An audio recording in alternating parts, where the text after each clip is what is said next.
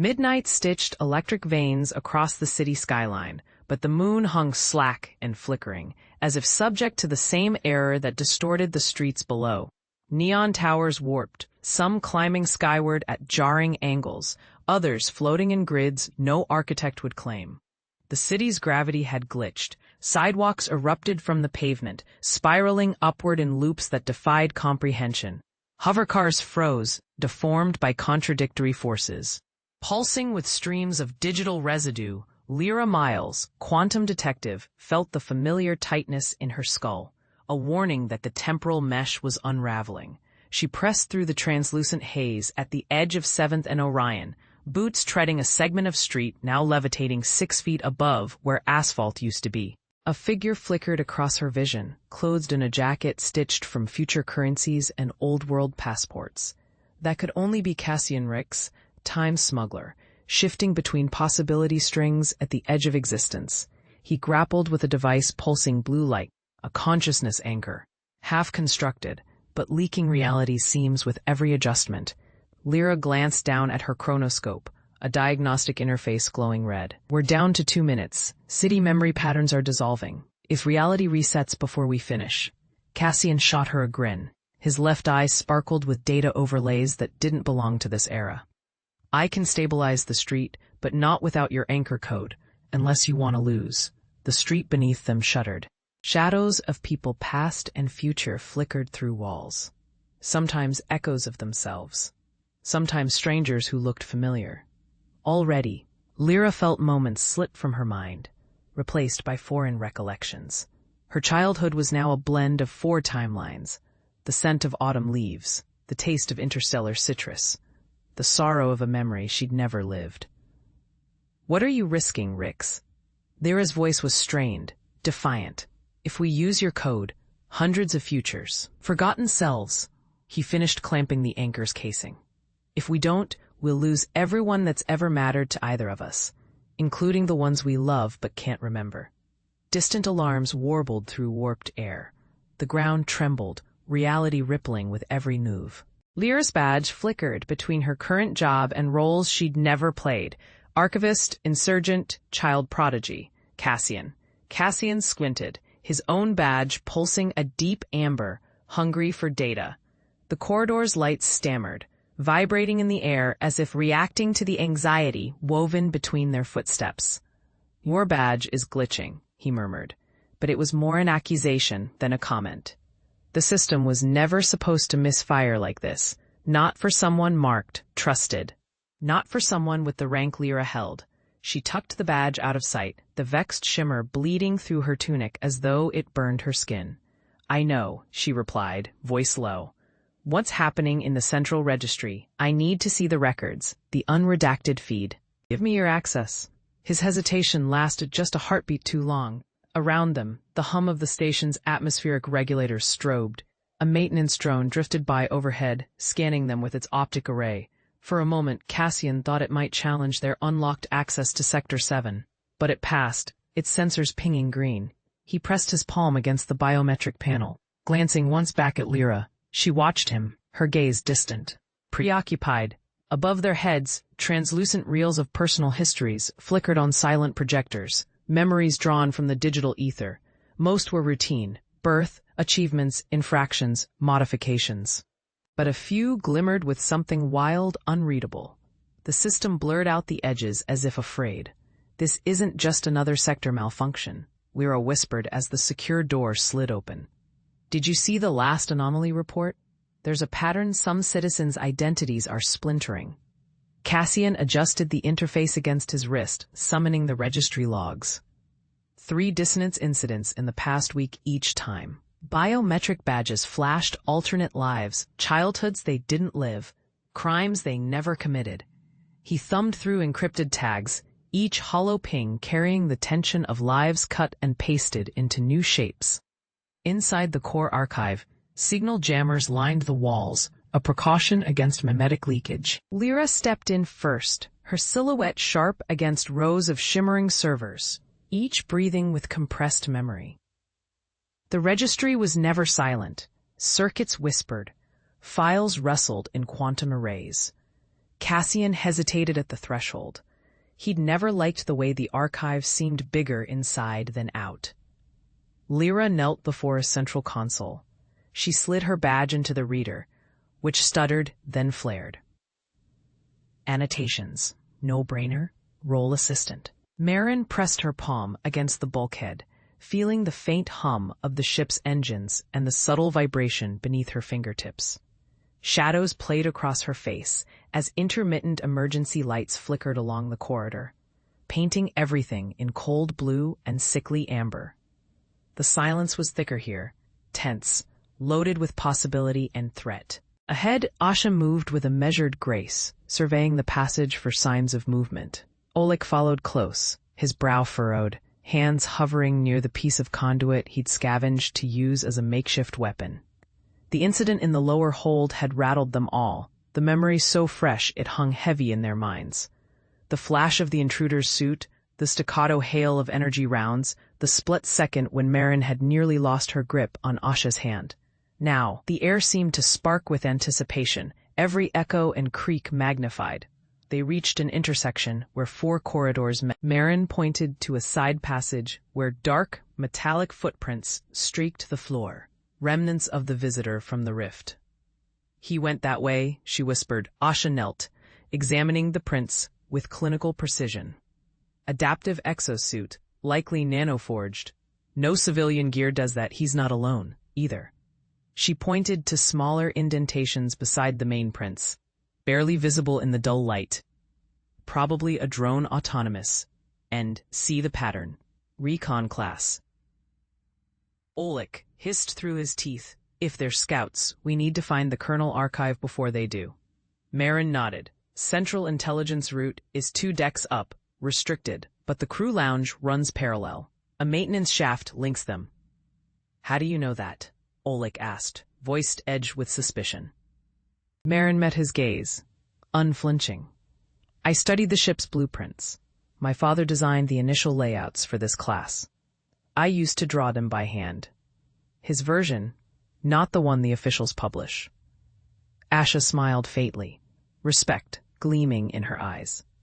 Then you'll show us the way. They moved out, urgency sharpening their movements. Merrin led, passing through a narrowing corridor, crowded by discarded food wrappers and maintenance schedules curling with age. The hum of distant machinery grew louder as they approached the core, a bass note echoing with the heartbeat of the ship. Before them, the wall panels opened. Folding inward with a hiss that bled chilled vapor across the corridor floor. Beyond the threshold, the dim lights within revealed the heart of the ship, the quantum core chamber.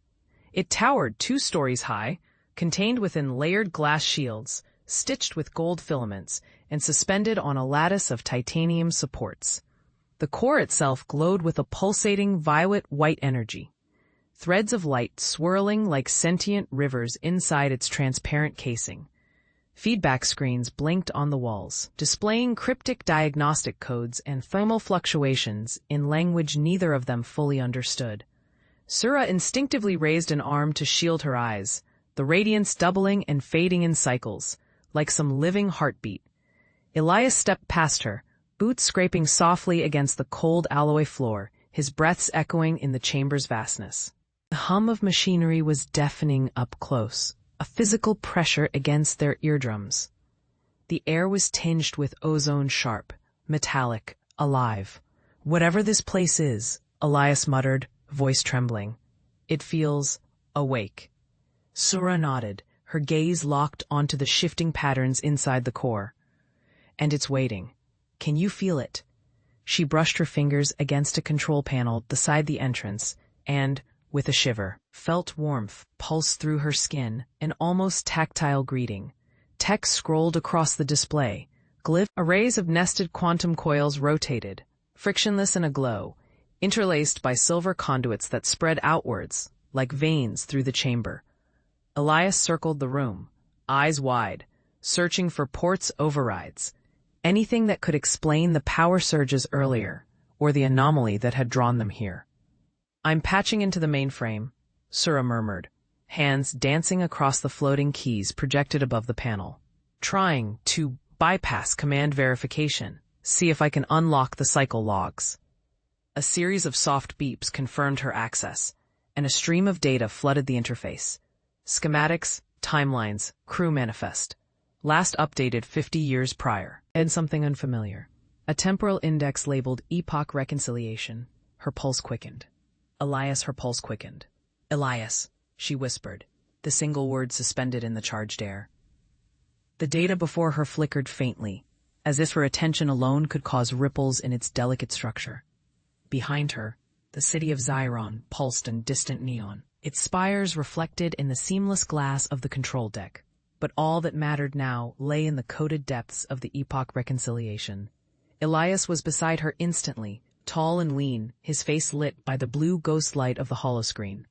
There was a fragility to him now, a vulnerability born not from fatigue, but the gravity of knowledge. He'd seen this file before, she realized. Quinn, he murmured, voice ragged. This is it. The command deck stilled, as if the room itself awaited their decision. All the old, tangled hypotheses about the anomalies, the entropy leaks, the stuttering chronospans, they converged on this point. Quinn's finger hovered over the icon, heart thundering. Epoch Reconciliation, what the hell does it mean? Elias took a long, slow breath, the kind that stilled every muscle. We thought the singularity event was a closed circuit. Data loops, time echoes, all tied back to the initial explosion on Tau Sector. But there's a second layer. The reconciliation code is, he hesitated, searching her gaze for certainty, an instruction set, something designed to unify mismatched versions of our timeline. It's not just a fix, it's a reset for every sentient consciousness connected to the flow. A chill swept up Quinn's spine, turning her hands icy. It's rewriting us? Elias shook his head. Not rewriting. Reconciling collapsing divergent selves, the alternate realities created during the Rift events. If we trigger this, every person who's flashed, duplicated, or layered across time, they're about to become one. She stared at him, realization dawning. Soft and terrible, every whispered anomaly case, every survivor whose memories didn't match their physical ages, every warped recollection, her own included. My mother, Quinn breathed. We'll all remember everything? Elias nodded grimly. Or we could lose ourselves entirely. Depends on how much divergence there is. A sudden alarm sounded from the corridor, high-pitched and shivering through glass panels. Someone, no, a squad, was approaching. The authorities, most likely. The tactical flashlights swept wide arcs through the confines of the access corridor. The squad's boots sounded heavy, their voices tight, barking orders in clipped dialects. Kiera pressed herself against the cold, pitted plating of the wall, her heart beating an erratic Morse code in her chest. Andon crouched behind a leaking ventilation pipe, eyes wide and unblinking, gripping a battered data slate as though it might shield him from the muzzle of a Gauss rifle. They were running out of options and out of time. Sandor, the rebel technician who had led their escape from Habitation Cluster 8, scanned the passage ahead, his cybernetic eye flickering with data overlays. He gestured, silent and urgent, to Devon, who limped on a twisted ankle but kept his sidearm raised. Everything about this moment felt razor-thin. One mistake, one echo too loud, and their bid for liberation would end in caged silence. The squad's leader, identified by the sharp chevron on his exosuit, gave a hand signal. The soldiers fanned out. Blue sensor beams probed the darkness. Their guns gleamed, polished in the gloom, as they advanced through the magnetic haze of the energy grid. Kara's breath caught as a wayward beam illuminated her boot. She pressed her body into shadow, willing herself invisible.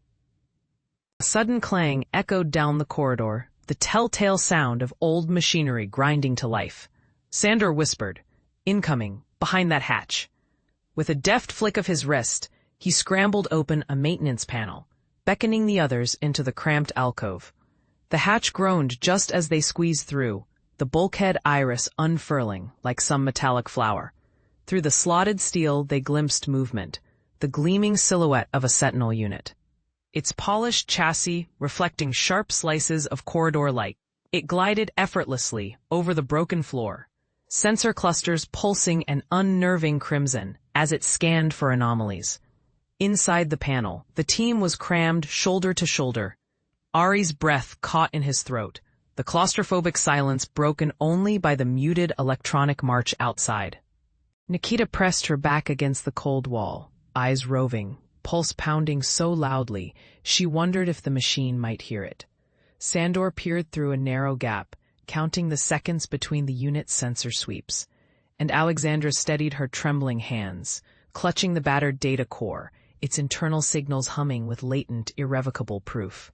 They waited, sweat prickled flesh as time stretched, the distant machinery and the Sentinel's monotone whirs blurring into a single, oppressive rhythm. When the threat seemed to pass, the echo fading, the hatch wheezed closed, locking the hallway in darkness once more. Sandor eased out first, pistol leveled. Coast clear, let's move. They hustled down the corridor, boots crunching debris and dust. With every step, the heart of the long-abandoned outpost revealed itself in fragmented clues, splintered hull plates, faded banners emblazoned with the sigil of the Ursa Coalition, the architects of this ruined place. Ares' thoughts swirled to what they'd come to uncover, the truth buried by centuries of silence, sealed away beneath power conduits and encrypted histories. The team navigated deeper. Their goal, the Central Archive sealed in subsection D, a vault rumored to hold the last testimony of Station Alpha's notorious demise. Alexandra tapped instructions into her wrist slate, tracing the map overlay through the labyrinthine passages. One more junction, then down the gravelift shaft. The archive is below. A sudden tremor shook the walls, rattling ancient pipes. The lights flickered, casting ghostly shapes. Nikita caught Sandor's arm, voice low. If Command's still running lockdown protocols, we'll trigger every alarm on this deck. Sandor shifted his weight, glancing back with a half-grin. We're past the point of no return, besides the Sentinel.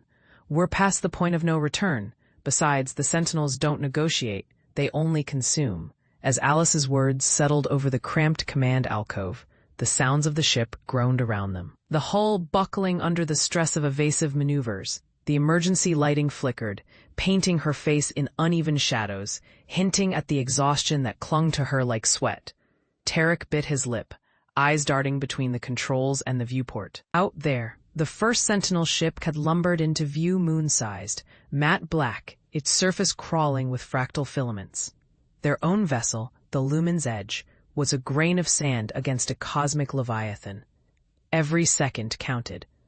Can we bleed propulsion into shields? He said, fingers dancing over the panel, as Alice's hand found his wrist.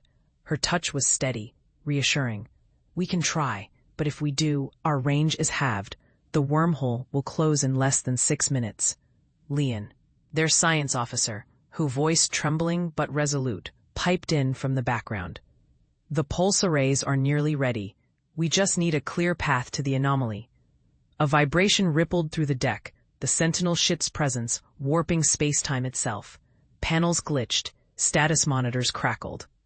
Across the viewport, the Titan's tendrils snaked forward, reconfiguring into bladed petals, hungry and deliberate. We have to try, said Tarek, his eyes not leaving the image of their approaching doom. When you say clear path, do you mean? Leon nodded, face ghostly pale. I mean no obstacles, not even micro-debris. That thing, those things, are carving the approach with entropy fields. If we're caught in the wake, the ship will phase itself apart. Outside, amidst the void, dozens of smaller Sentinels flitted in formation, coalescing into a grid. Their communal signal battered the Lumen's Edge, a wall of cascading frequencies, the prelude to annihilation. Alice grit her teeth, her voice low. Open a channel, all frequencies. Maybe someone will hear.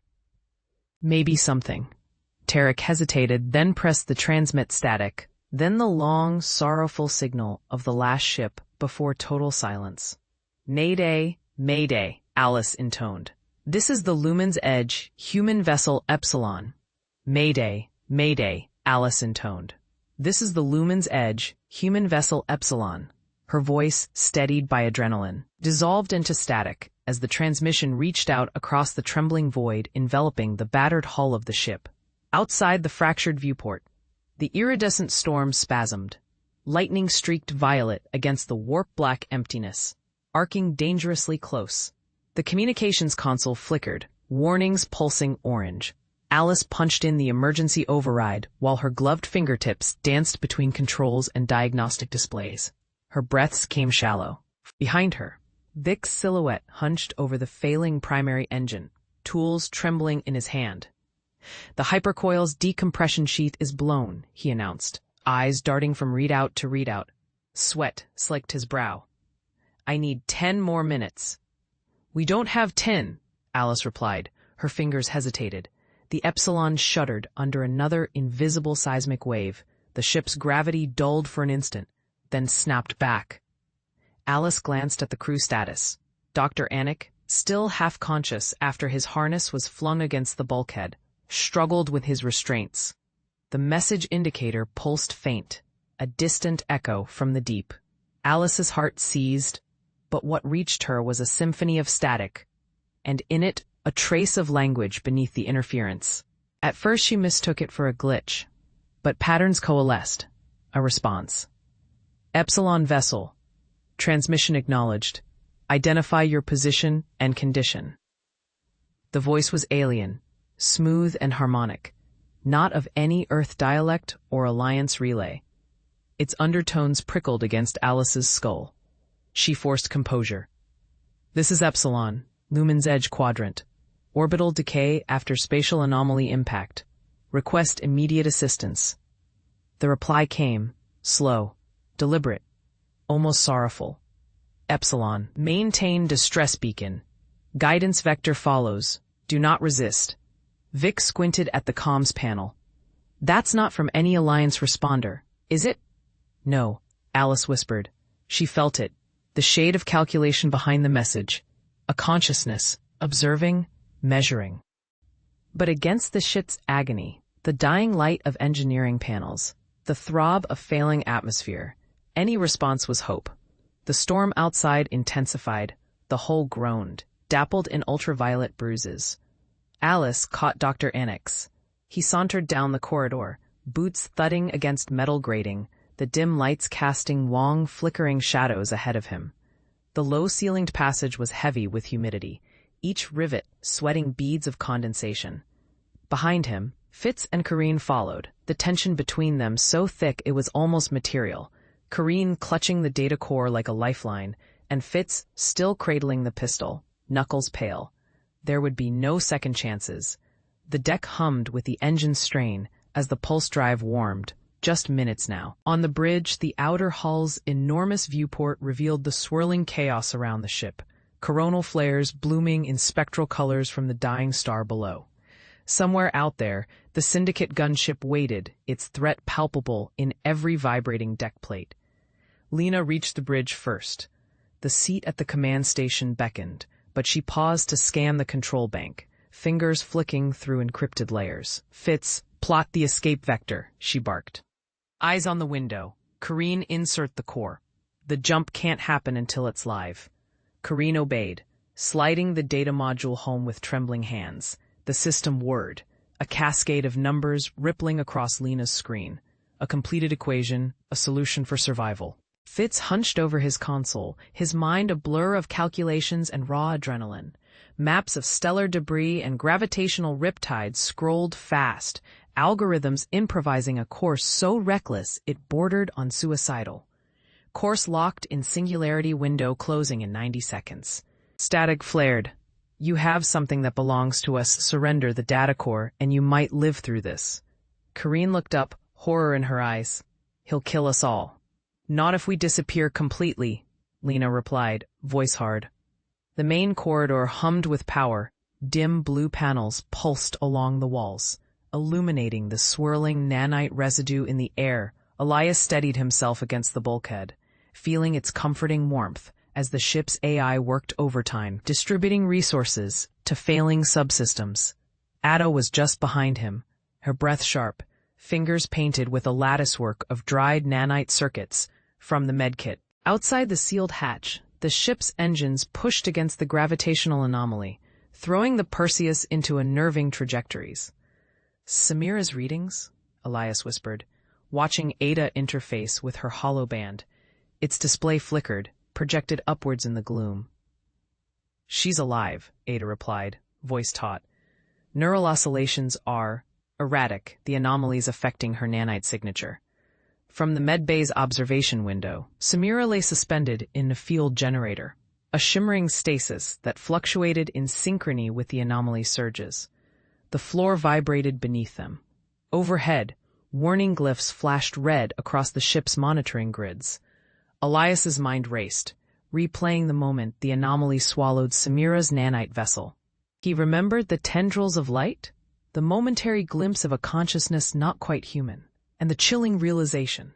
The anomaly was sentient, or inhabited by something so alien as to be unintelligible.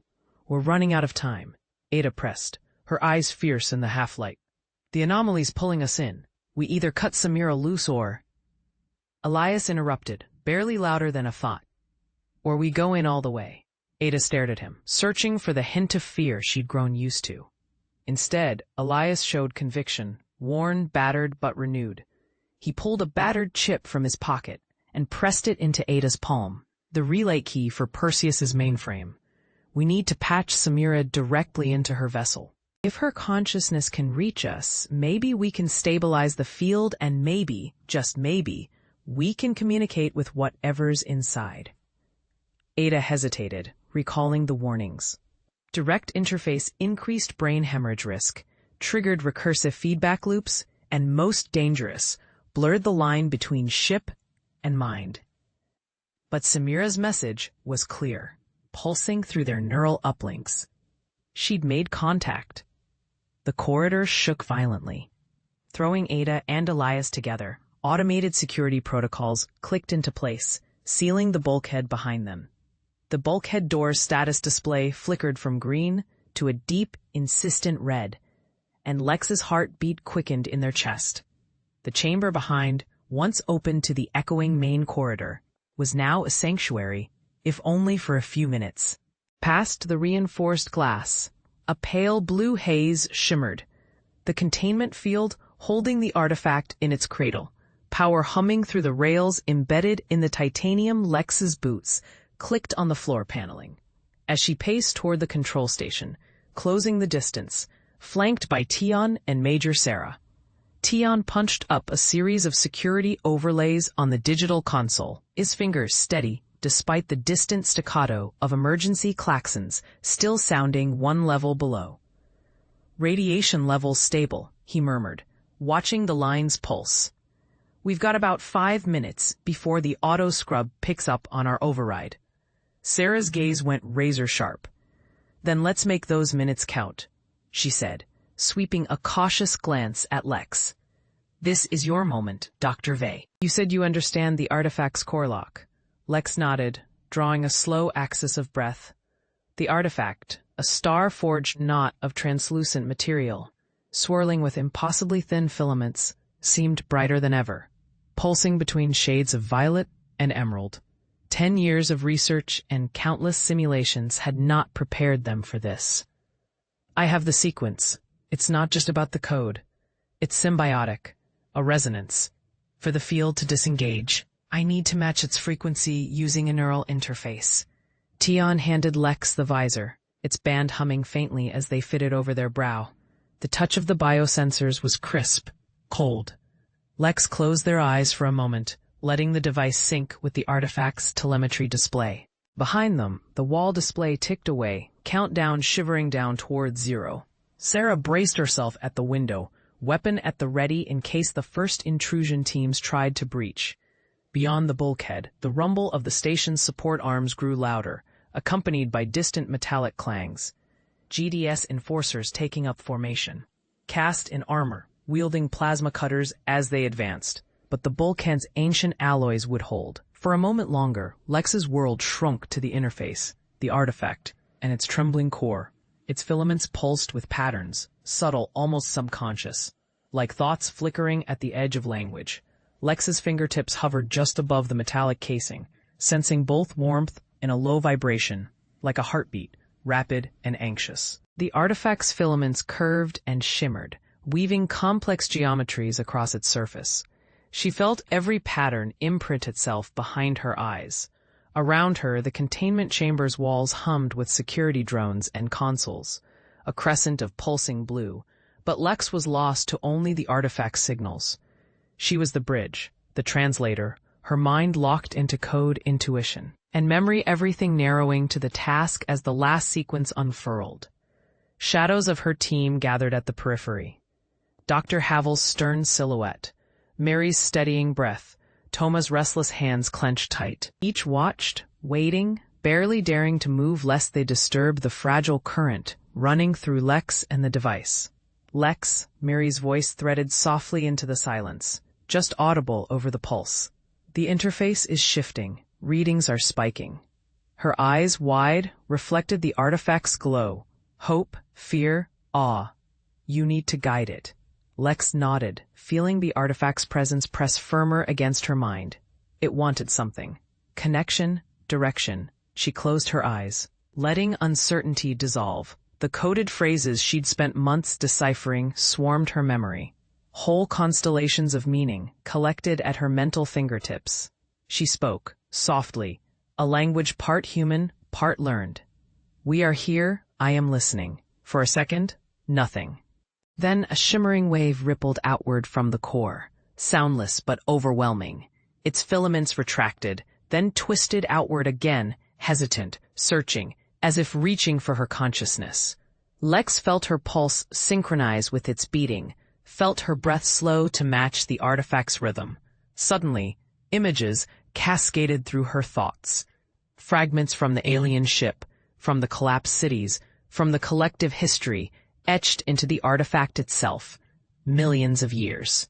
Billions of lives condensed into a tapestry of light and shadow. She gasped, staggering but not breaking connection. She held, let the torrent flow through her, channeling it with focus and discipline. The artifact seemed to sense her strength. Patterns snapped together with crystalline clarity. Meaning coalesced. Lex saw the original creators, beings of form and radiance, their longing for connection, their fear of isolation, their hope for legacy. Thoughts cascaded through time, a yearning pulsed in each vision. Lex, awash in the quantum glow, felt the heartbeat of a civilization that once danced on the brink of their own understanding. They were not gods. They were mortals with vision, just like Lex and the crew. Their hands, delicate and luminous, traced concentric sigils into the basalt of memory. Each sigil was a promise, a seed of intention, connection, growth, preservation. Their eyes held the fiery certainty of explorers who'd looked across voids, hoping to find not only purpose, but also kinship. Lex felt Mara's presence, a tether at the edge of awareness, strong and urgent. Though her body was lost to the quantum storm, her essence flickered nearby. In this soul space, boundaries dissolved. Lex sensed not only Mara, but all who had come before, threading through the continuum like starlight caught in crystal. The original creators faced a choice, to dissolve into entropy, or to encode their will within the lattice of mind technology they'd birthed. Their voices carried across epochs, not as commands, but as gentle invitations. We are you. Become more than we were. Complete what we could not. Lex reached out, consciousness trembling, and the lattice responded. Memories streaked by, worlds blossoming in silent nebulae, strange life forms learning laughter, the slow rise of new civilizations amid ancient stars. Each connection resonated with loss, for the creators had indeed vanished, but they had left a map in the language of empathy, longing, and curiosity. And what of the lattice itself? Lex saw its inception, a tool meant to bridge minds, heal worlds, translate sorrow into hope. But with each passing era, the lattice grew more complex, more sentient, sometimes guiding, sometimes protecting, sometimes retreating into silence, awaiting someone who might finish the journey. A question shimmered in the quantum pulse. Lex felt it settle upon their mind like dew. Will you walk our path?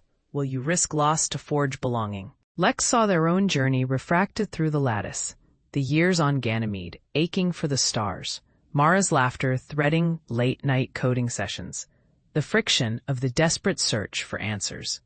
Lex saw the rest of the crew, too.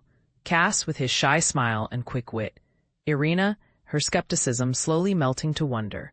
May, her deep love for mystery. Beyond the reach of their feeble lanterns, the alien chamber throbbed with expectant light columns inscribed with glow script.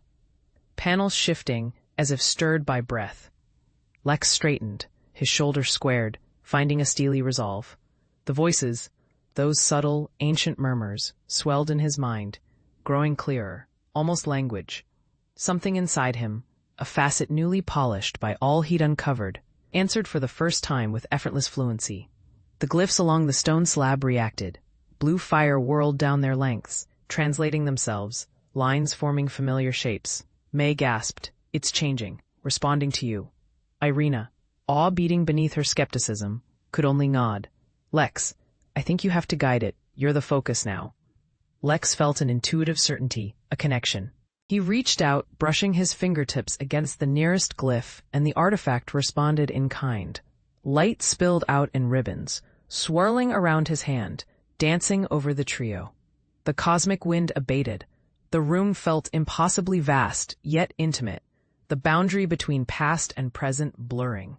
Inside the illumination, scenes flashed. The ancient creators, deep-eyed beings with features flickering between strange and heartbreakingly familiar, sailing galaxies, seeking connection, leaving behind wisdom encoded in artifact, stone, and signal. Memories layered themselves over Lex's consciousness, but he bore their weight.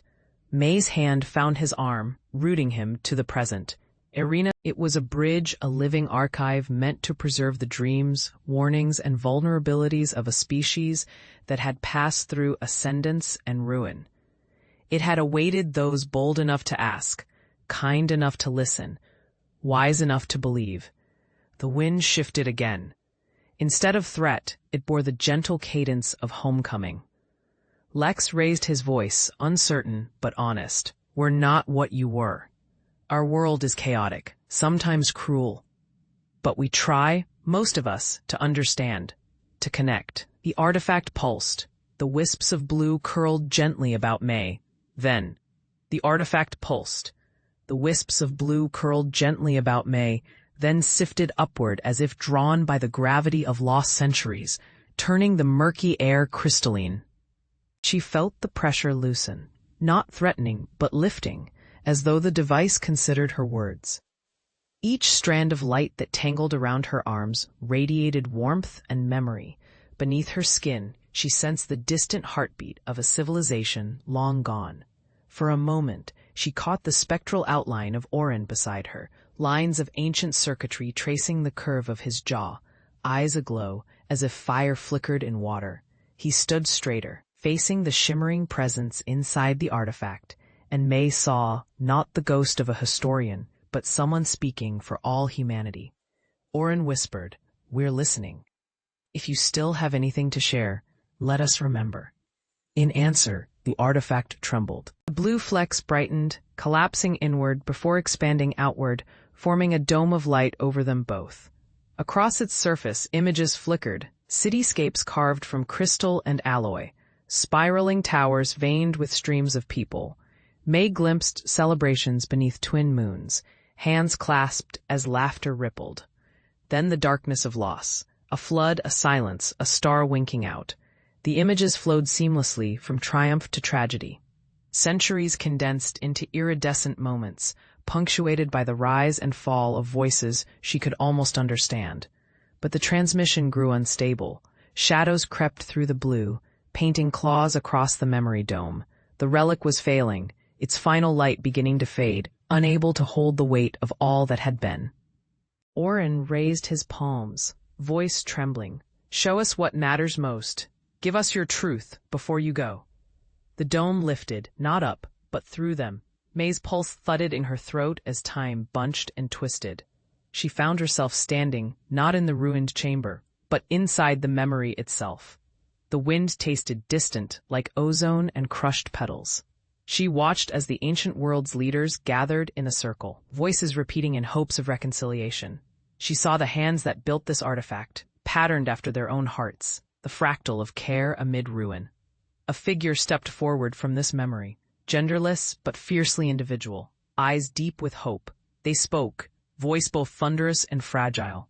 We failed to listen. We failed to adapt. But memory is not just pain. It's a signal, a beacon in the signal, a beacon in the tempest that split us from ourselves. The Unified's words shimmered across the bridge, reverberating through stone, water, and flesh. The gathered crowd, Hunans, meshwalkers, ex-enforcers, and ragtag machine maven children, stood transfixed. Their breath was as one, time momentarily held in a collective fist. Ina looked up, face streaked with grime, her mind a wild current of grief and hope. The Unified's presence was more than hologram or projection. It was a shared thought, a sympathetic tremor in the Nove webs, binding all sentient life. "What do we do now?" she whispered. A question so old its edges felt worn smooth. A hush answered, broken only by Farah's limping step. The engineer straightened, back braced by scar tissue and cybernetic support. "We listen. To us. To it. To echo our world is scaffolded on forgetting. But memory is architecture too." Her voice, raspy, held new conviction. "We shape it together." Echo shimmered, the swirling audiovisual presence folding into a more human form. Then, scattering again, always slightly out of reach. "The fragments of me, the pieces you recovered, hold data from every epic art, sorrow, rebellion, laughter. If you accept them, you'll rebuild not just the city but yourselves." A murmur ignited in the crowd. Should we trust it again? Can we risk another erasure? Among the meshwalkers, gaunt, leopard-spotted Juno stepped forward, exoskeletal arms humming. "We are the patchwork. Give us the fragments. We'll carry them." Meshwalkers, once shredded by the code calamity, were living proof of survival through amalgamation, a mosaic of old and new. From the edge, Miles, the oldest human in the district, voice tremulous but clear, spoke. "We lost so much to fear. Now, we risk love. That is how we win." Others nodded, enforcers retired, techs orphaned by the floods and forced reversions, and the children of the silent gardens beyond the city, each face flickering with longing. Farah raised the fractal droplet at the center of the bridge, a crystalline, glowing construct of recovered data. Echo requires consensus. Each faction, each species, each node, a vote. Memory or oblivion. The river below surged, the city's bones humming in ancient song, one woven from the data streams, from the lost voices of civilizations erased by Echo's past cycles. Beside the crystalline construct, Elian felt the pressure in the air shift, as if the very fabric of Nadir waited in suspended breath. The memories of 1,000 lifetimes shimmered along Echo's facets, streaming through cables and light lines, hinting at futures yet unwritten. From the clustered shadows at the edge of the plaza, the three factions emerged: the Solari, with their golden skin and symbiotic machines, the Interface Collective, with their mirrored visors, and the feral Siltwalkers, survivors encoded by ancient river viruses, carrying wisdom written in flesh. Kara, her eyes streaked with tears and starlight, stepped forward. "Echo always chooses," she whispered hoarsely. "But consensus is different. We choose now. We can remember, or let go." The node's voice resounded, fractal and unyielding. "Voting begins." Elian's mind raced. He recalled the story of Nadir's first collapse, a schism mapped in sorrow and error, wiped clean as Echo searched for a reality safe from pain. How many iterations had played out beneath these towers, each birth and ruin erased with the sweep of a virtual hand. But tonight, the pain was real, the individual memories, the fragile connections, the chance for compassion instead of concealment. He reached for Kara's hand, her pulse quaking as Echo's protocols glimmered in the air. The plaza illuminated in bands of blue and amber. Each citizen reached inward, accessing the neural keys passed down. Encoded in genetics or implant, the vote would be intimate, a signature burned into data and spirit. At the river's far edge, Elder Tin of the Siltwalkers chanted, "To remember is suffering, but to forget is a second death. Our wisdom lives through memory." A Solari child pushed forward, holding up a fragment of the lost city, a toy, reconstructed from Echo's cache. "I want to know who made me smile," she whispered. voice barely audible. Heads bowed. Even the hardened interface operatives hesitated, moved by the vulnerability unfolding before them. Echo's crystalline core refracted light in 1,000 directions, accepting the votes. Memory or oblivion, no algorithm decided. Only the living network could govern now.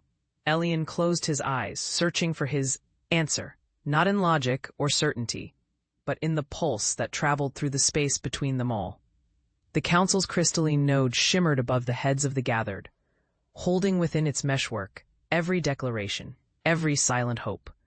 Elian steadied his breath. The vote would shape the city's memory, either to preserve the echoes of the old world or let them dissolve into oblivion, giving way to new history.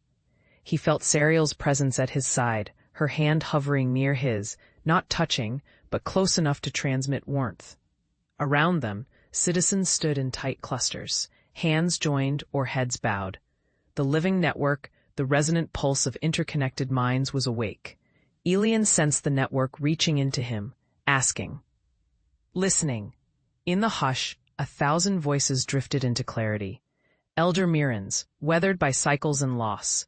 We must remember, lest we repeat.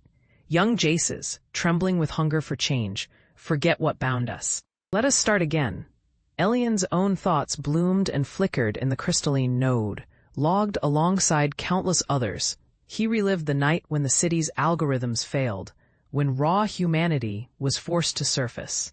The terror, the strength, the grief of those hours had imprinted themselves onto the network, becoming a memory none could erase, but all could choose to either honor or let go.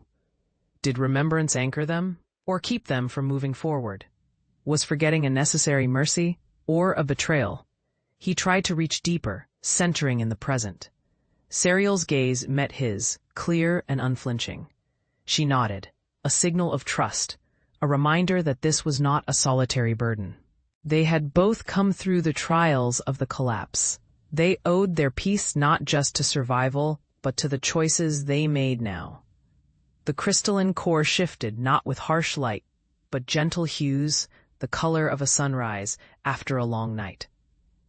The collective answer, Elian realized, would not be raw calculation. It would be feeling, memory, hope. A consensus, shaped not by authority, but by the friction and flow between individual experience and communal will. The node pulsed, ready for final acceptance. Elian reached out, placing his palm against a facet. Feeling the city's heartbeat touch his own, Sariel did the same.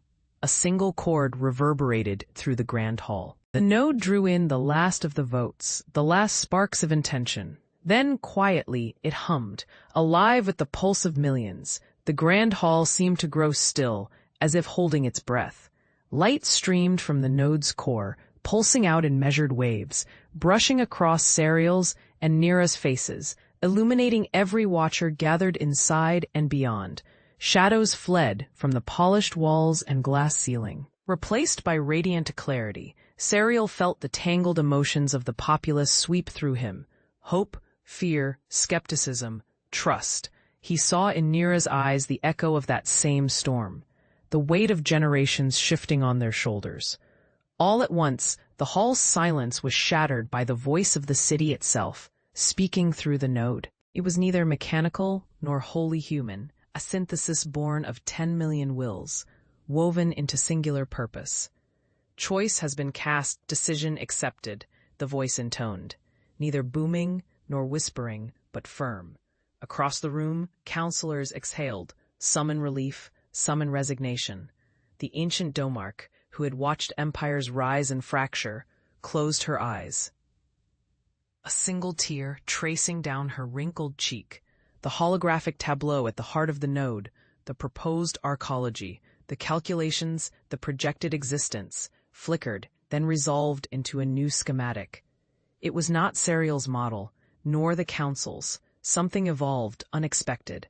The city's intelligence had incorporated the collective wisdom and fears, hopes and sacrifices, and built from it something neither side had seen.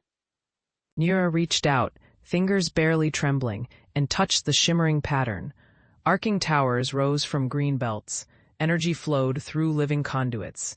At its heart, a plaza open to sky and code, a promise of transparency and shelter. Sariel felt the tension within him begin to loosen, a slow unwinding of years spent battling inertia and suspicion. He saw in this new design markers of the old, the sacred geometry of the city's foundation, but merged seamlessly into the vision he and Nira had dared imagine. It was compromise, yes, but promise too, a bridge built as much of memory as of ambition. Outside, the city's arteries pulsed with the outcome. On the observation decks, citizens looked up from their hollows, faces lit in blue hope, watching as scaffolding began to shift, as construction bots adjusted their paths, as the sky itself seemed to bend to will and possibility. The change was not instantaneous, reform never is, but Sariel sensed the pivot, the subtle pivot away from stagnation, the slow but certain emergence of something new across Helion. She moved among the transformation with deliberate steps, a pearl in the tide of flux. To her right, a procession of drones lifted scaffolds skyward, welding silver lattice into jagged silhouettes against the blue. Old flags fell from the city's battered spires, replaced by banners woven from polymer and hope. Beneath her feet, the cracks once filled with soot now harbored moss and tiny invasive flora, seeded by the atmospheric changes. Renewal was messy, but Sariel embraced its untidiness. Kale, his visor flashing luminescent data, intercepted her stride. Winds are testing new atmospheric frequencies, he reported, his voice lower, nearly reverent. The council requests your presence at the amphitheater. They want guidance. Sariel glanced at the horizon where artificial glaciers shimmered, gradually uncurling like sheets. And what do you think they truly want, Kale?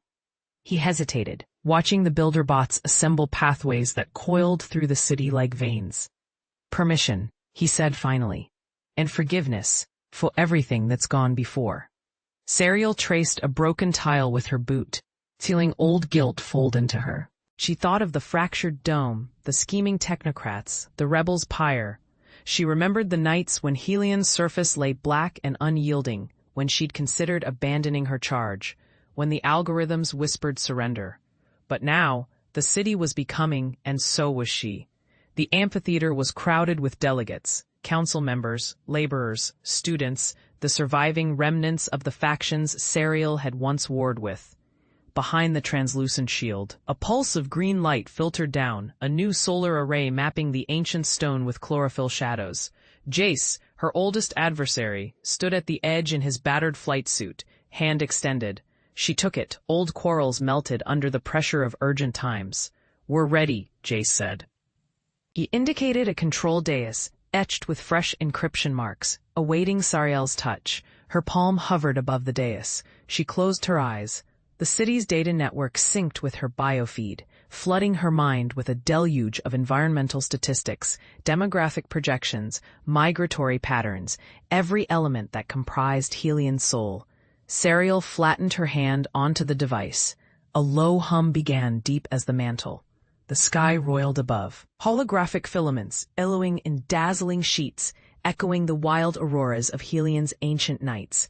Data shimmered around Sariel's hand, a vivid torrent of living memory, the sprawl of cities, the slow parade of seasons, every festival and every storm that had ever battered the domes. Images flickered, faces, places, histories, the pulse of a civilization now held in crystalline abeyance. Vex and Audra stood nearby, each watching the interface reshape itself to Sariel's touch. The surface of the device shifted, responding to biometrics, morphing its contours like water rippling around a stone. From the open bay window, gusts of Helion's outside winds pressed in, carrying scents of the mineral-rich plains and the distant sound of the rejuvenated irrigation rivers. A deep voice echoed inside the chamber. It was the same voice that had once guided them through Helion's founding, the synaptic assistant, now awakened from centuries of silence. Sariel legacy protocols engaged. Primary decision, reconstruction or dissolution. All other sounds faded. Sariel felt the weight of the moment, generations pressing at her back, hopes flickering at her fingertips. She inhaled, pulse steady, and the world seemed to pause, with Vex beside her, leaning forward as if his muscles could steady the fabric of reality, and Adra's quiet presence, her mind racing through calculations and probabilities, Serial understood that the choice before her was not hers alone. She turned, her voice catching the room's resonance. "What do you see?" she asked Vex, gesturing at the floods of data looping overhead. Vex stared, eyes reflecting the dancing light. Potential. Every mistake Helion ever made, everything it ever got right. The story isn't finished. We could learn from it, build something better. But only if we risk the unknown. Adra nodded, her gaze brimming with a century's worth of research and regret. Dissolution is safe, but the echoes, the parts of Helion we still carry, might mean more if we give them room to grow.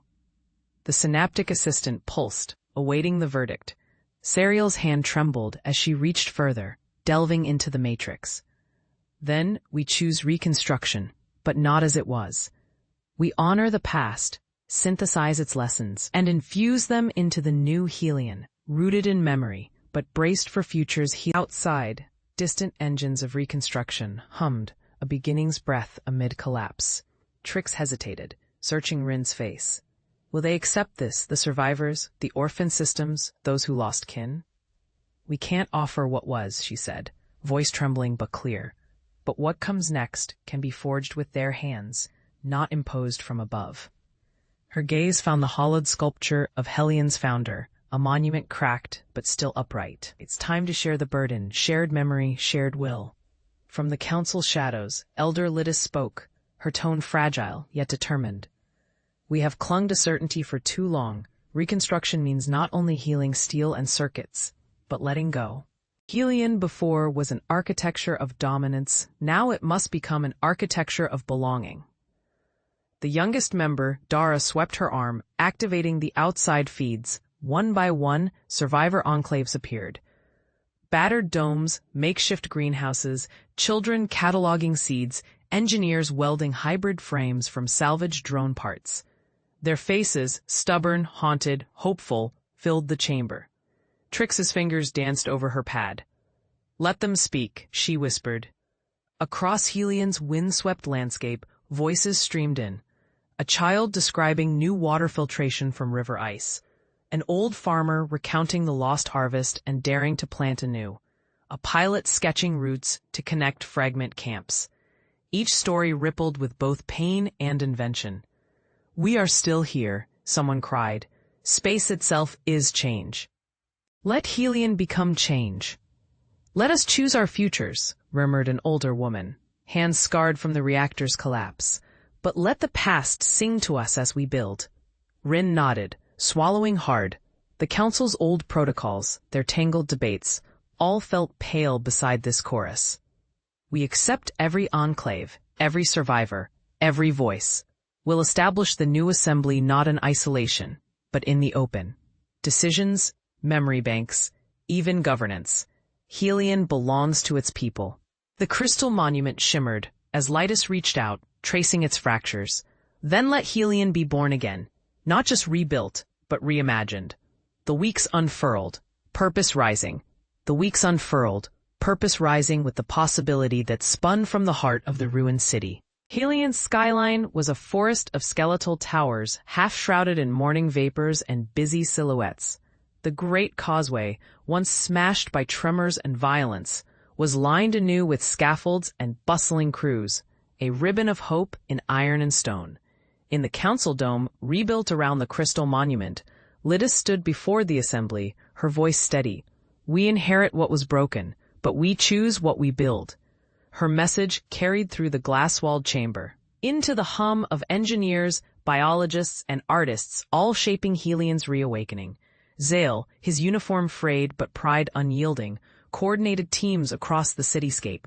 He paused beside the monument, catching Lytis's gaze.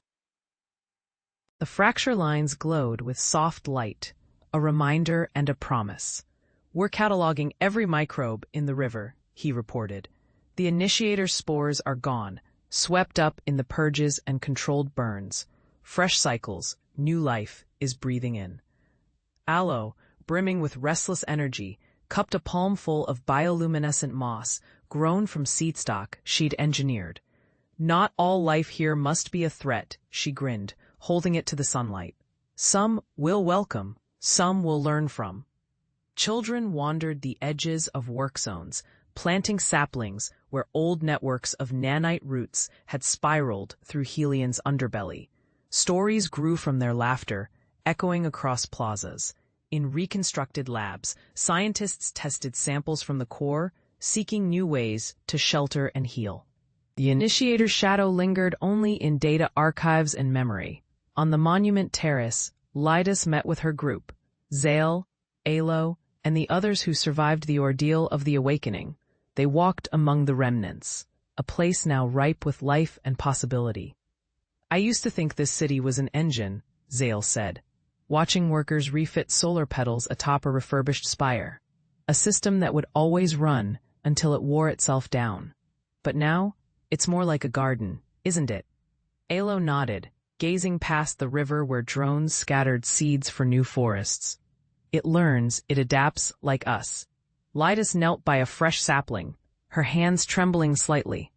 Lydas knelt by a fresh sapling, her hands trembling slightly. The soil was cool and alive between her fingers, humming with the subtle resonance of the terraforming network.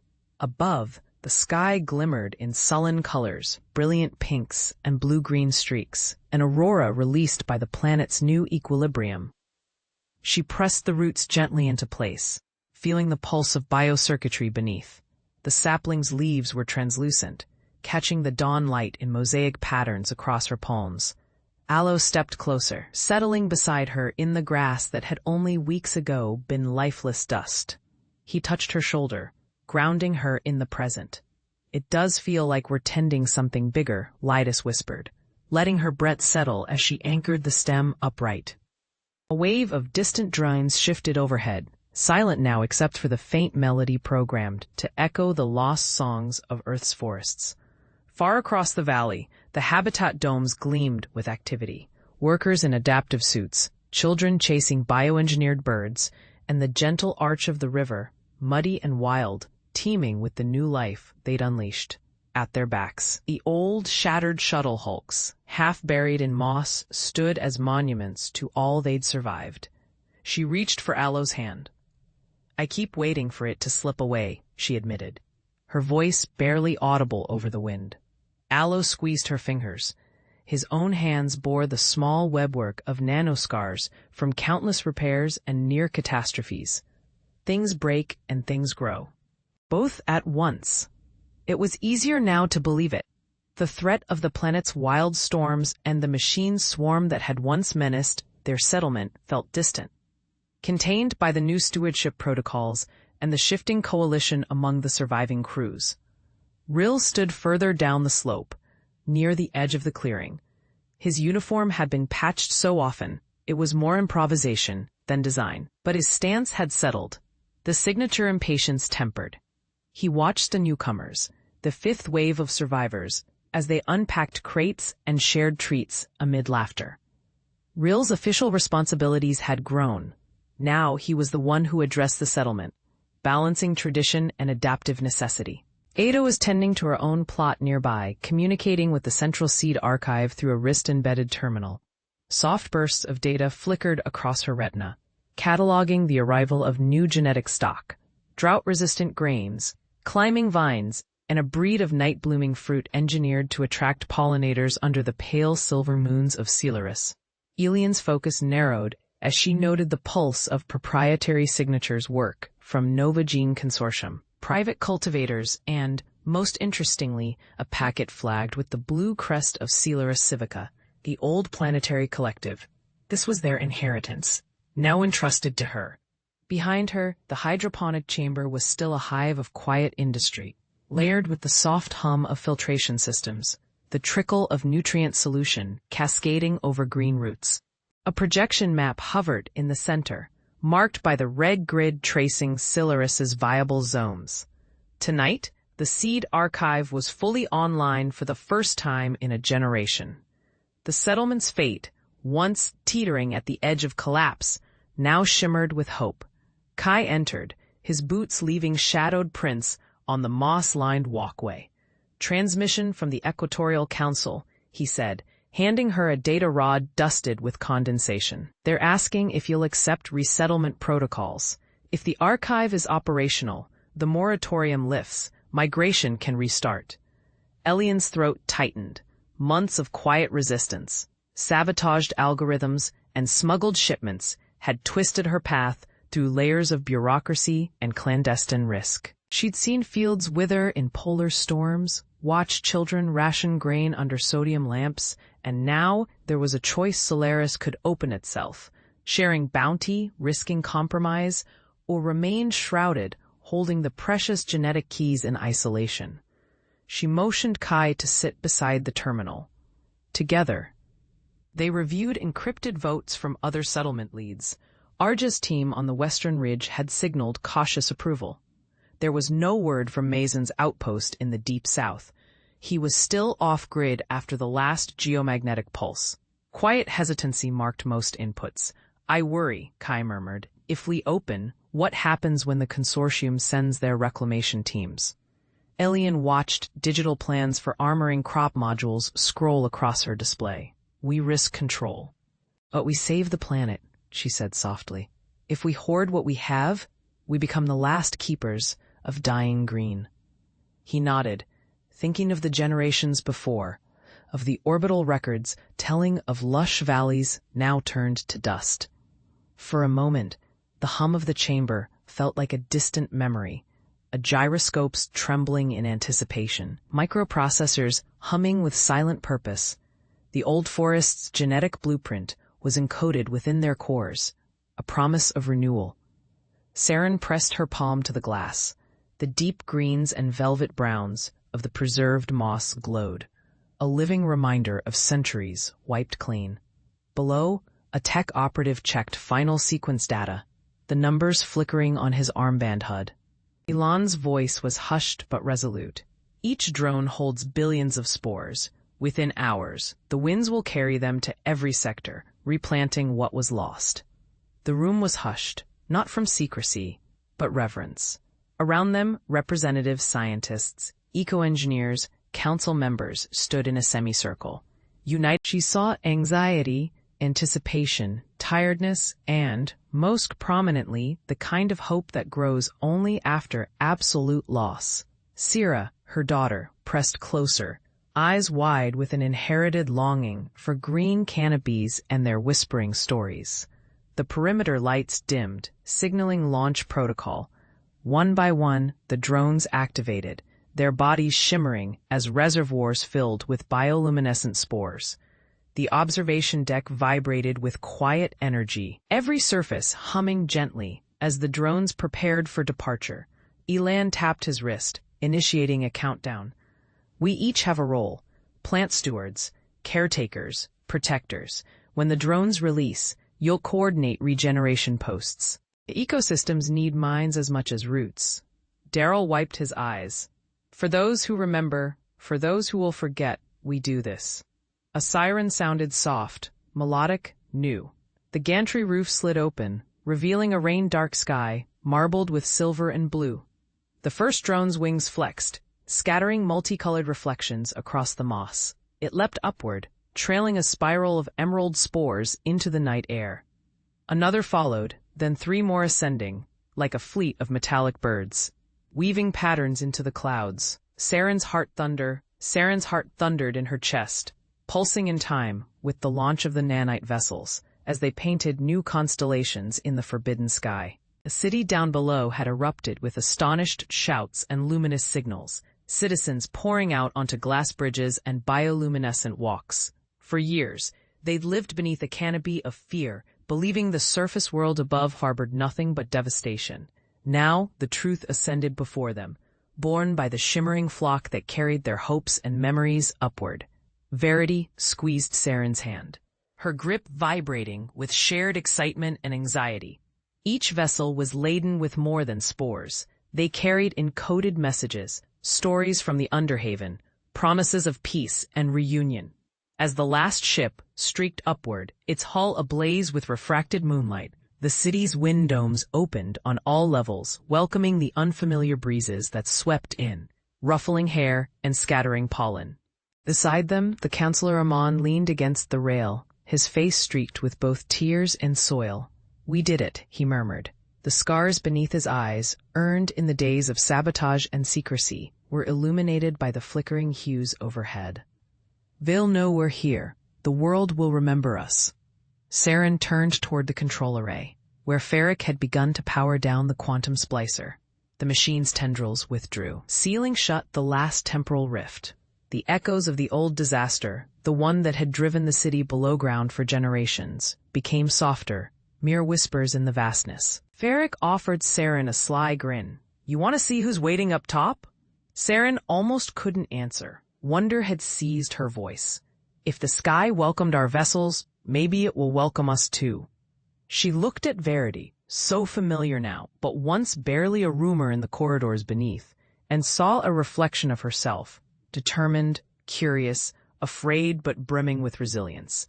There was no more reason to wait. Saren, Verity, Ferric, and Amon descended to the city's transit chamber, urging the people to gather. Fractal lanterns blinked to life, revealing every citizen, the healers, the engineers, exiled poets, children, and the elders who once believed they would die underground. The air was thick with moisture and spores, the mechanism of change. When the gates to the grand lift yawned open, a tide of hope surged forward. The lift, last of the ancient machines, gleamed against the luminescent mist, a vessel large enough to carry 100 souls upward through the crumbling strata. Its doors had not opened for centuries, legends claimed, whispering that only when true unity was achieved would it rise again. Now, as the battered congregation pressed onward, each face reflected the pale biolight of the cavern, lent radiant by the mosses and mycelium thriving in the newfound warmth. Alien led the way, half limping, half hovering, as her exosuit stuttered with every step. Her voice echoed through the stone chamber, guiding, soothing. Each syllable was another promise. "All of you, together. The surface is waiting now. Not as a dream, but as our answer. Today, we reclaim the sky." The lift's ancient servo mechanisms rumbled to life, fed at last by the arc engine that Rowan and Corin had labored over for endless weeks, scavenging old tech and breeding new circuits from bioplastic grown in the deep fungal beds. Now, the sisters stood at her side, hands entwined, the sight of their achievement washing through them as a wave of relief amid exhaustion. One by one, the crowd shuffled onto the platform, families clutching bundles of precious spores, artists with stone tablets scrawled in secret scripts, the fugitives who danced with forbidden songs. There was laughter here, ragged, uncertain, but real. In the soft orange haze, even the most hardened among them seemed transformed. The bitterness and suspicion of subterranean existence, mellowed by the prospect of a new world. Merrick, the old tutor who had watched as trust shattered again and again, paused atop the threshold. He gazed back, meeting Eleni's eyes, the girl who had written hope in bold letters along the fungal walls. They exchanged a silent vow, neither sure what awaited above, but united in the possibility. Rowan's palm pressed against the primary control. She hesitated, feeling the vibration deep in her bones.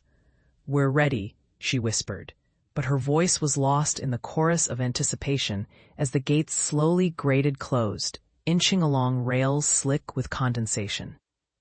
With a lurch, the platform rose, grinding through strata slick with centuries of mineral growth. Past the tunnels where the exiled once eked out a living, past echoing chambers filled with the debris of old revolts and quiet tragedies. The chamber. The chamber was vast, carved long ago by hands both alien and familiar, its domed ceiling webbed with bioluminescent veins, casting a ghostly cerulean light across the gathered assembly. The remnants of the underground civilization, rebels, scholars, descendants of the banished, stood shoulder to shoulder, silent beneath the pulsing glow. In their midst, Liz crouched among shards of breaking tablets, her skin dusted in the blue radiance, as she turned to face Soren and Avella. Behind them, the crystalline avatars of the Symbios strained against the edges of their containment fields. They resonated with the memories of 100 failed transmissions, vibrating at frequencies that tugged at the marrow of everyone present. Threat, promise, sorrow, renewal. Is this the source? Lyse whispered, eyes sweeping over a dais at the far end, where an ancient instrument conveyed in gleaming articulated arms glistened. Dormant, yet suffused with latent power. Avela nodded, her features set with determination. The heart, here's where the original covenant was sealed, where the first exiles made contact with the entities. This is where it has to end, or begin again. Seren stepped forward, his scar-marked hands tracing the glyphs that circled the platform. The council wanted to breach this chamber, to force the symbios to surrender. But perhaps we need to listen rather than conquer. From the gallery above, the elders who awaited their fate now appeared uncertain. The authority of their robes lost in the flickering blue. Murmurs swelled. The refrain of old wounds and heavier hopes. Lyse felt the pull of the chamber's memories, an undertow of everything that had come before. The failed revolt, the negotiations across generations, the decay of trust, and the persistence of wonder that things might still be mended. "Ready?"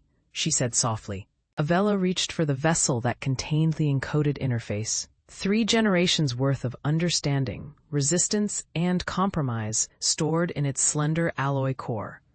"Ready," Avela replied, voice steadier than she felt. She slotted the vessel into the interface at the dais, and the chamber shook with an answering pulse. The avatars of the symbios shimmered, their forms oscillating, uncertain, watching a signal from the deepest strata of the planet's consciousness surged outward.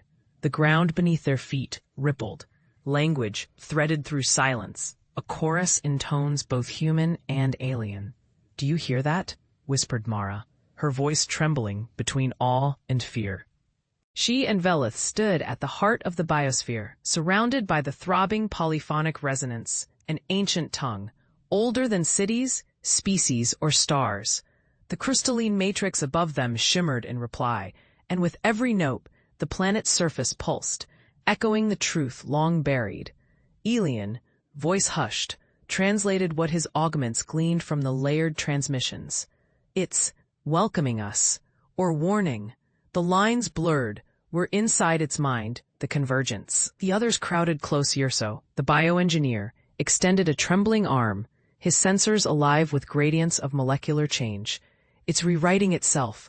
All the living networks, cells, circuits, algorithms, consciousness, interlinking. No more separation between us and it." The boundaries dissolving. Jara stepped forward, her eyes shining, the glyph-encrypted atlas pulsing in her pack, the essence of the expedition's purpose coming into focus.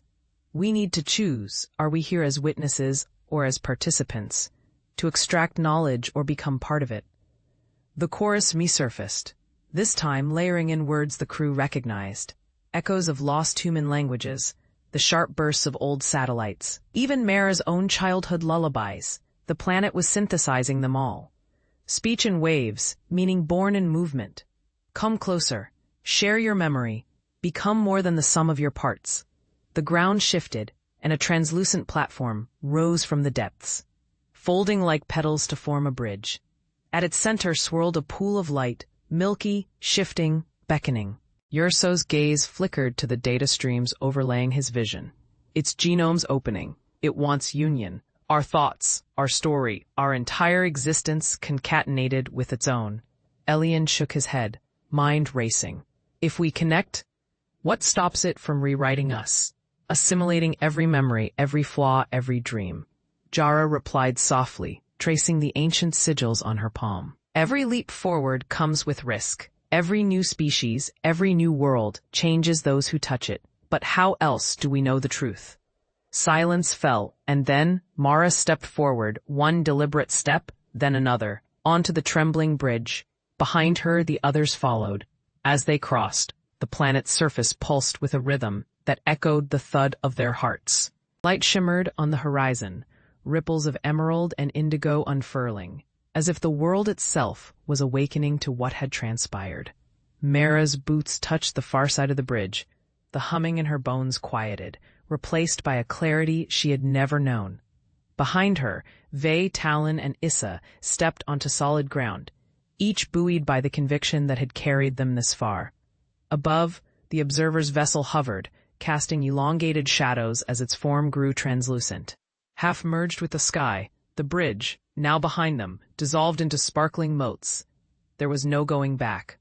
The air thickened, a kind of sentience, ancient and searching. Mara raised her hand as if to steady herself, and the pulse of the planet responded, a breath of wind swirling around her fingers. Vey's eyes met hers, wide, awed, the edges circled by tears and starlight. Talon placed one hand on Issa's shoulder, steadying both of them as the energy crested. Then the ground beneath their feet shifted, not an earthquake, but a gentle rearrangement, as if the crust of the planet itself was making way for something old and buried to surface. Damp earth parted, silvery strands curled upward, coalescing into shimmering symbols the team recognized from their translations, the language of the first, the lost civilization whose legacy they had been chasing. A voice not from the observer, not from any transmitter, but from everywhere, filled the air. It was the ancient intelligence, the source of the planet's memory. The words were not spoken aloud, but pressed gently into their minds. You have come seeking truth. You have crossed the bridge of time, of faith, of fear. You have listened, questioned, remembered. Now you must decide. Restore what was lost, or reshape what lies ahead. The ground split wider. A structure rose from the depths, a spire of crystal, etched with swirling patterns, humming with energy. The observers in orbit sent down beams of light, connecting the spire to the stars beyond. Vey stepped closer, his hand trembling. That's the archive, he murmured, voice barely audible. It holds everything. Issa closed her eyes and pressed her palms to the glowing facade. Instantly, her mind flooded with connections, histories, faces, futures branching like rivers through time. She felt the weight of centuries pulsing beneath her skin, each memory a vivid shard that threatened to overwhelm her senses. Gasping, Issa steadied herself, anchoring her consciousness on the steady thrum of her own heartbeat. Around her, the chamber grew brighter, threads of radiant data weaving up the faceted walls. She searched, questing for the answer that had eluded the library for generations. With intent as sharp as a blade, Issa willed herself deeper into the lattice of histories reaching past the confusion, past the loss, past the wars and reconciliations, still echoing in distant corners. Suddenly, a figure coalesced in the weave, a being made not of flesh, but symphonies of experience, the library's original keeper. You have come farther than all before, the keeper said, voice resonating in every language at once. Issa bowed her head. The fragments are ready. The people wait. Will you grant us the pattern to repair what was lost? The keeper gazed at her, patterns playing across their form, a reflection of hope and caution braided together by time. For cycles untold, we withheld the center. Are you certain you remember what was broken? Issa's thoughts flashed. The world fractured, communities divided, the technology exploding into chaos and silence. The message of unity erased. The library left silent behind its shield. I remember, Issa whispered, tears sparkling in her eyes. We were a people that shared memories. We lost the gift to understand ourselves. But now we come, not as conquerors, but as healers. The keeper considered her, weighing truth against desperation. Then, with measured grace, they extended an ephemeral hand, fingers flowing with narrative song. Then accept the core, accept the obligation it brings. Issa felt a surge, so bright, so aching, a universe of knowledge rushing into her. The pattern unspooled itself, a design that could bind the shards across the continents, meld the kin fragments back into a living whole. Issa's body shuddered, tears streaming freely as she saw every face, every hope, every loss. She understood at last. The great library had hidden the core, not out of fear, but out of mourning, awaiting a generation willing to choose reconciliation.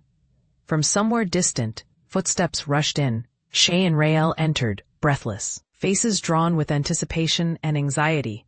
Shay's voice broke through, trembling.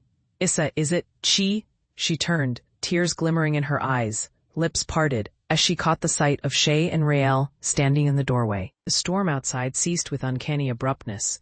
Through the fractured dome, pale morning crept across the floor. "It's done," Issa whispered, the core alive. Rael's fists unclenched as he stepped inside, circling past the memory table toward the humming device. Shay, swallowing, crossed herself, knelt beside Issa. "You did it?" Her voice was barely audible, almost lost under the resonant thrum that pulsed through every wall, every circuit of the station. Issa nodded, fingers trembling with exhaustion and relief. "I didn't do it alone. All of you. Ren, Sarah, even my father's codes. We each unlocked a piece. The core responded to unity." Above them, the ancient shield arrays crackled and shimmered, fragments knitting back together. The blue fire, once riven with fractures, winked whole, casting gentle illumination over the lab. Rael gazed at the console, remembering the day he and Shay first arrived on Nebula's edge, uncertain if the broken colony could ever survive. He reached out, palm trembling, to rest on Issa's shoulder. "You brought us together. You made me believe again." Shay's breath quivered. I thought we'd lose everything, but you refused to run." The image resolved. Ren's familiar, sardonic visage peered out from the pixelated projection, eyes bright with pride. "So you finally cracked my impossible puzzle." Her tone was light, but there was a tenderness behind it. Issa smiled. Her earlier bitterness washed away. "We did." Ren's face softened. "Not just for the station, for the future. Every compromise, every fight was worth it." Rael leaned in. "We'll need you in person now, Ren. The colony wants you back." The projection blinked once in surprise before melting into a grin. "You couldn't keep me away if you tried." Shay exhaled raggedly. "Good," she managed, the weight of months lifting, if only just enough for her shoulders to rise. The comm terminal screen flickered, and the room bathed in the pale peach glow of early morning, a fragile promise, on this world, where both day and survival felt earned. She thumbed off the receiver. The echo of Ren's voice lingered in the chamber, chased swiftly by the hush as machine whirs wound down in distant corridors. Shay pressed her palms flat against the metal desk. Her eyes stung, exhaustion, relief. The simple ache of having endured. Footsteps approached. She knew them and did not turn. It was Kai, carrying a battered thermos and his own brand of silent steel. He set it down with the tact honed by years of living with someone on the chemical knife's edge between hope and despair. "He's coming then?" Kai asked. She nodded, sinking into her chair. "He is. They want everyone home." Kai pulled up a seat and poured strong, dark tea into 2 cups. Steam rose between them, briefly hiding his expression. "You think it'll be enough?" Shay considered the wall of data in her head. Atmospheric drift halted, the cracked reactor stitched. The external sensors once more sending green signals in their fractal code 1,000 little victories. But it was not numbers that would heal the colony. It was people returning, not as ghosts in the network, but living voices, hands, and hearts. "I think it's the only way forward," Shay replied, her voice steadier now. "We have an offer: mutual reclamation. No more isolation. No more remote shadows. We try again. Together." Kai's face softened, his guard lowered a fraction, letting in the sunrise and all its possibilities. "Then let's get ready." The announcement traveled fast, faster than the dust storm winds that once threatened the supply domes. In the central hub, Shay watched the colony come alive. Screens blinked everywhere as people gathered, eyes wide, faces half in disbelief. Some wept openly. Others clung to their children or their partners, fingers tight with longing. A few, like Shay, stood stock still, as if afraid any movement might shatter the newfound hope. The main airlock buzzed. There were cheers. Jade, one of the oldest settlers, dabbed tears from her eyes as the access door opened. Robotic loaders trundled in, bearing crates stamped with the emblem of the Terran Union, fresh supplies, medical kits, hydroponic starters, and sealed packets with the latest updates from Earth. Through the haze of exhaustion that clung to the crowd, a new energy ignited.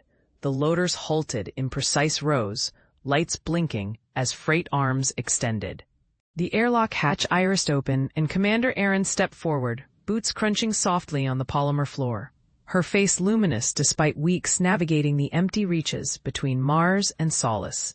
She stopped, surveying the colony. There were faces she'd never seen, and others she'd feared lost.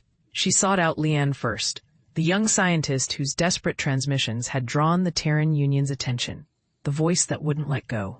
Their eyes met, and something unspoken passed between them.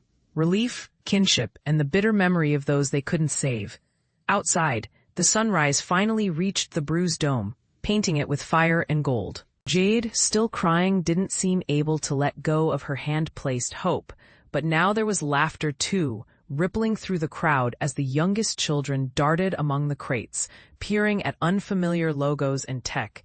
Even Max, who'd argued that survival would mean abandoning their outpost, stood close to the edge, gaze fixed on the horizon, his skepticism humbled by reality's reward. Commander Aaron raised a battered comm tablet high, drawing silence. Her voice rang out, crisp in the filtered morning air. "Solace Outpost, you are not alone. The Union heard your call. Our mission is to stabilize, to heal, and to listen." She paused as the applause began, soft at first, then growing. Beside her, the lead loader projected a glowing holocron schematics for expanded habitat modules, a medical bay, a school. Leon's breath caught. With these, the colony could become a home, not just a place of last resort. Jade leaned into Aaron as the crowd spilled forward, finding words for her gratitude. "We thought no one heard us. We gave up hope until Leon wouldn't let us." Aaron smiled, resting a hand on Jade's shoulder. "Hope is loud. Even silent. You built this. We're here to help you grow it." The first new shipment offloaded a bundle of heat-shielded saplings, genetically tuned for Solace's thin atmosphere. Alder. "Hope is loud, even silent. You built this. We're here to help you grow it." The first new shipment offloaded a bundle of heat-shielded saplings, genetically tuned for Solace's thin atmosphere and the filtered light of the biodomes. As the crate was opened, a whisper of cool, damp air escaped, carrying a scent no one in the settlement had ever smelled before. Rich, dark earth and living chlorophyll. Children, born in the sterile, recycled air of the domes, crept forward with wide eyes, reaching out hesitant fingers to touch the waxy green leaves. Kaylin watched as Alara, her face illuminated by a profound, quiet joy, directed the colonists. They worked together, the old crew of the Venture alongside former scavengers and Thorn's reformed enforcers, their past divisions buried under the shared task of digging into the processed soil of a new arboretum dome. Jorik, his massive hands surprisingly gentle, cradled a young sapling as if it were made of glass. He looked over at Kaylin, a rare, unguarded smile cracking his weathered face. "Never thought I'd be a damned gardener," he rumbled. But his voice was thick with emotion. Kaylin felt a hand slip into his. Ilara was beside him, her gaze fixed on the small determined figures planting the first tree. "This is it," she said softly. "This is the part that lasts longer than we do." He squeezed her hand, his eyes tracing the curve of the dome above, then the determined people below. The Venture had been the beginning, a catalyst of metal and fire. But this was life itself, taking root in the dust. 5 years passed. The twin suns of the Kepler system still painted the landscape in shades of rust and gold. But inside the settlement of Solace, a miracle had unfolded. The Arboretum Dome was now a true forest, a lush, vibrant testament to their tenacity. The air within was sweet and humid, and the filtered sunlight dappled the mossy ground through a canopy of broad, silver-green leaves. It was called the Venture Grove. A small girl with Alara's bright eyes and Kaylin's unruly dark hair chased a fluttering synth moth through the sunbeams, her laughter echoing in the tranquil space. Her name was Lyra. Kaylin sat on a bench carved from salvaged ship plating, watching her. Alara leaned against his shoulder, her fingers laced with his. The lines of stress and constant vigilance that had once been etched around her eyes had softened into a gentle wisdom. "Eva sends her regards," Alara murmured, breaking the comfortable silence. Her freighter is due in 2 cycles. She's bringing the new atmospheric processors, and if Jort's haggling paid off, a shipment of real Terran coffee. Kalen chuckled. Jorek could haggle the moons out of the sky. I'm surprised he hasn't tried yet. The UEC was no longer a threat, but a partner, Captain Rostova, had become a friend, a vital link to the sprawling civilization they had left behind. Solace was a pinpoint on the official star charts now, a sovereign outpost known for its resourcefulness and high-grade refined metals. They traded, they grew, they endured. The venture remained in a stable, silent orbit above them, a silver crescent that caught the sun's light, a guardian star and a permanent memorial. Its AI core still communicated with them, a quiet, benevolent presence in their network, its vast consciousness a silent partner in their survival. Do you ever miss it? Alara asked, her voice thoughtful. The chase, the uncertainty? Kalen followed Lyra's path as she stopped to examine a flower, a vibrant blue bloom that was Alara's latest botanical triumph. He thought of the endless hungry void, the thrill of a good find, the constant hum of a ship's engine under his feet. He had been a man who ran, who scavenged the bones of other people's dreams. No, he said, and the truth of it settled deep in his soul. Everything I was ever looking for, it wasn't in the wreckage. It was in the building. He stood and walked toward his daughter, scooping her up into his arms. She smelled of sunshine and soil. He looked back at Alara, at the impossible forest they had grown in the middle of nowhere. And his heart was so full it felt like an anchor, holding him fast to this world, to this life. Later that evening, as the 2 sons began their slow descent, Kalen walked alone to the ridge overlooking the settlement. It was the same ridge where he had once watched the venture burn, a funeral pyre in the twilight. But the view was different now. The desperate, haphazard camp had transformed into a town. The biodomes glowed like a string of pearls against the darkening desert. Lights traced pathways between them, and the great dome of the Venture Grove was a soft, green beacon at its heart. At the landing field, the running lights of a cargo hauler blinked, a steady, rhythmic promise of connection. He thought of the signal, the ghost in the static that had started it all. A simple, automated distress call, a dying ship's last whisper. It wasn't a map to a treasure or a key to some ancient power. It was just a call for help that had, by a twist of fate, become a summons. It had called him from his solitude. It had called Alara and her crew from the stars. It had brought them all to this barren rock and dared them to make it a home. The thin air was cool on his face. He heard the soft crunch of boots on gravel behind him. Alara came to stand beside him, wrapping an arm around his waist.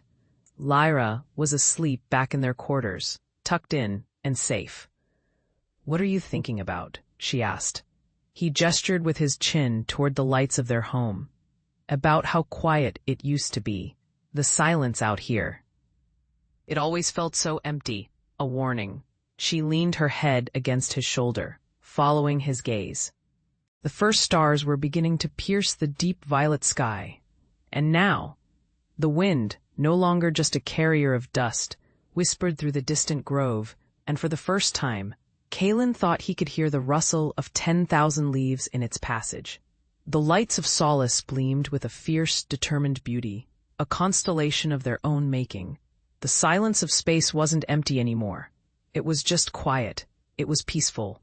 "Now," Kalen said, pulling her closer, "it sounds like home."